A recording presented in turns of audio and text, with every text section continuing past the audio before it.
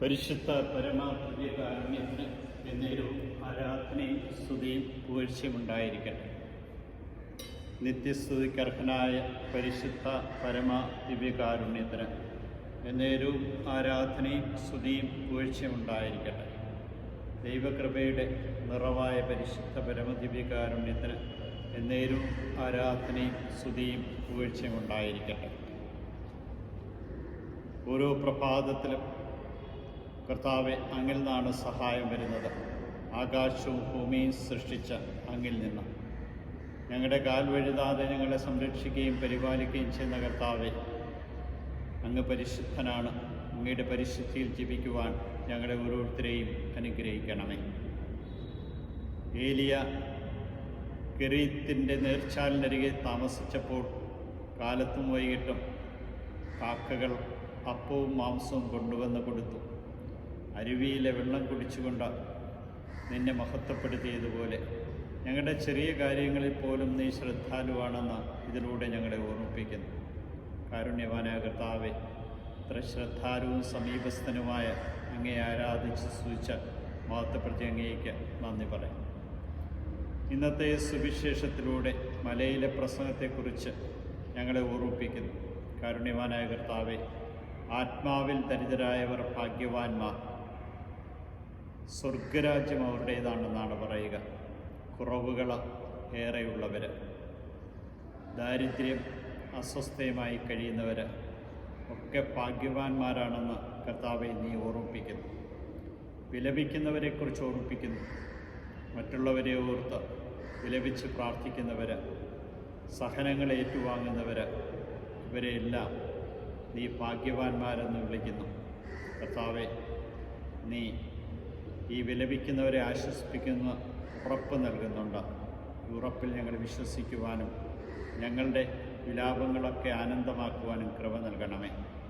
പരിശുദ്ധ കന്യാമറിയം അങ്ങിൽ ആനന്ദിച്ചതുപോലെ യഥാർത്ഥമായ ആനന്ദം ആർക്കും നീ തന്നാൽ എടുത്തു കളയാൻ കഴിയില്ലെന്ന് ഞങ്ങൾ അറിയുന്നു.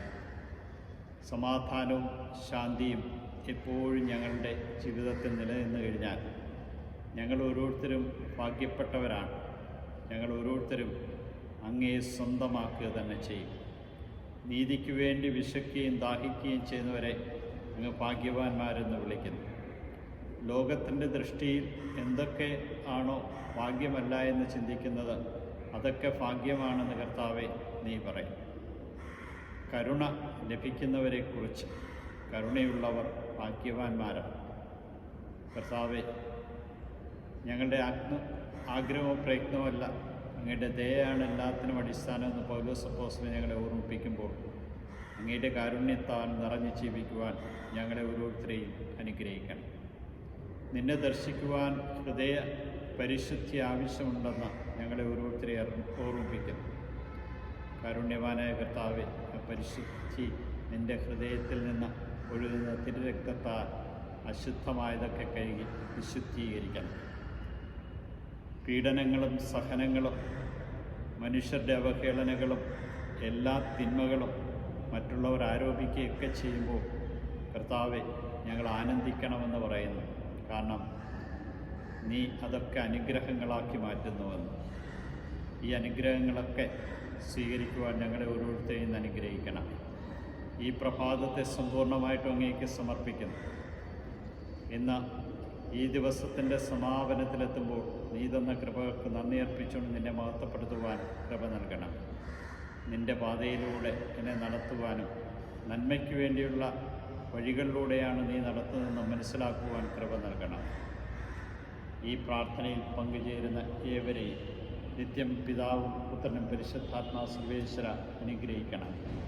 വഴിതെറ്റിയവരെ നേരായ പാതയിലൂടെ നയിക്കണമേ. സമ്പത്താണ് സർവ്വതെന്ന് കരുതുന്നവരെ അങ്ങ് അനുഗ്രഹിക്കണമേ. നേരായ പാത കാണിച്ചു കൊടുക്കണമേ. അനീതി പ്രവർത്തിക്കുന്നവരെ നീതിബോധം നൽകി അനുഗ്രഹിക്കണമേ. അസമാധാനവും അശാന്തിയും പരത്തുന്നവരെ നേരായ പാതയിലൂടെ നയിക്കണമേ. ഈശോയെ നന്ദി, ഈശോയെ സ്തുതി, ഈശോയെ ആരാധന.